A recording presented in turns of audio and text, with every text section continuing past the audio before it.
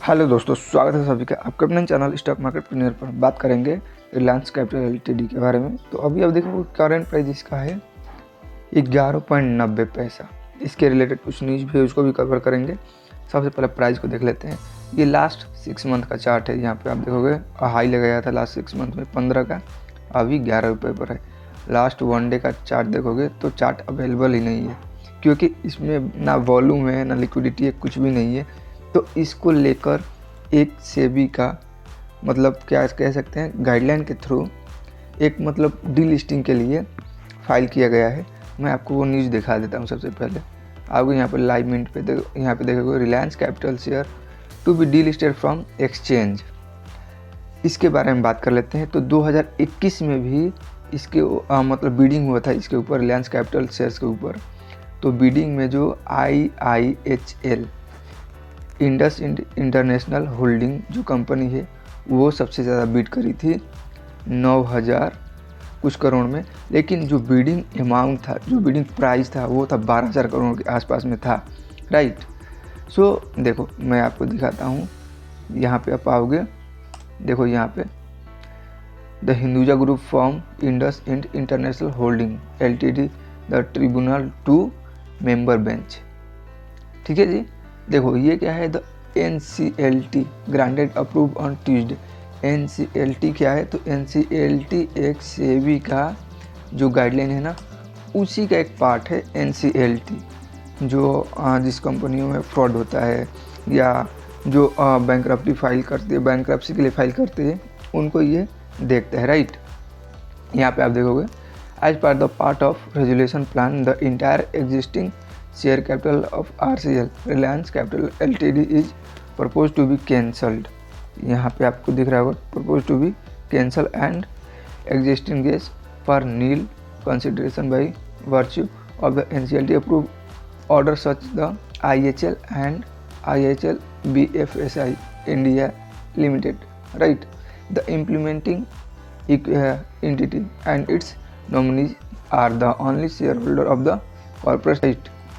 Okay नीचे आप आओगे तो यहाँ पे आप देखोगे the filing also noted that as of FY23 total asset of RCL were 12,142 crore. मैंने आपको पहले बताया था ये कितना था, 12,142 करोड़। लेकिन जो RCL के ऊपर बीड किया गया था वो था 9,000 करोड़ के आसपास में था वो बीडिंग। यहाँ पे आप देखो इंडसइंड इंटरनेशनल होल्डिंग, यहाँ से मैं पढ़ रहा हूँ, ये देखो IndusInd international holding LTD IIHL proposed a resolution plan offer 9,661 crore. जबकि कंपनी का जो रखा गया था बीडिंग प्राइस एंड जो कंपनी का टोटल वैल्यू था वो था 12,000 करोड़ के आसपास में। तो ये डील नहीं हुआ था, ये था, राइट। नाउ यहाँ पे आप पढ़ोगे करो Reliance Capital supplemented by the company cash balance of 500 crore, मतलब कैश बैलेंस 500 करोड़ था, which would be directed to the lender. जो इसको खरीदा था बीडिंग में तो कैश बैलेंस उसको 500 करोड़ के आसपास में मिल जाता, जबकि वैल्यू कितना लगाया गया था 12,000 करोड़ के आसपास में, राइट। ना इसको फंडामेंटली अगर आप देखोगे, फंडामेंटली मैं आपको दिखाता हूँ। तो अभी मार्केट कैप कितना है, 312 करोड़, राइट। करेंट प्राइस 12 रुपये दिखा रहा है यहाँ पे थोड़ा लेट अपडेट होता है स्क्रीनर पे। यहाँ पे आप देखोगे तो 11.90 है, राइट।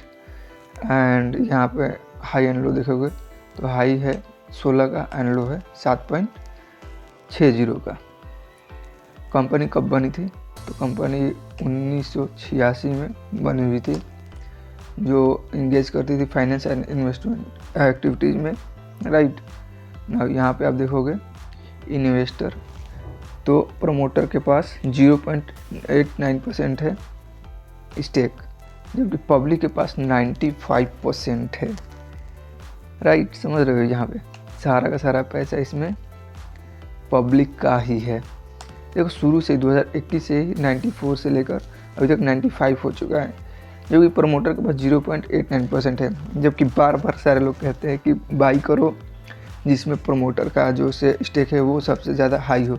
लेकिन इसमें क्या, इसमें पब्लिक के सबसे ज़्यादा हाई है, तो रिस्क भी बहुत ज़्यादा है। इसीलिए सेबी और आरबीआई, एनसीएल सारे मिलकर मतलब इसको डिलिस्ट करेंगे, तो एक वैल्यू के ऊपर डिलिस्ट करेंगे, ताकि जो इन्वेस्टर है, जो पब्लिक इन्वेस्टर है, जो रिटेल इन्वेस्टर है, उनको अपना पैसा मिल जाए, राइट। यही मेन चीज़ है इसमें।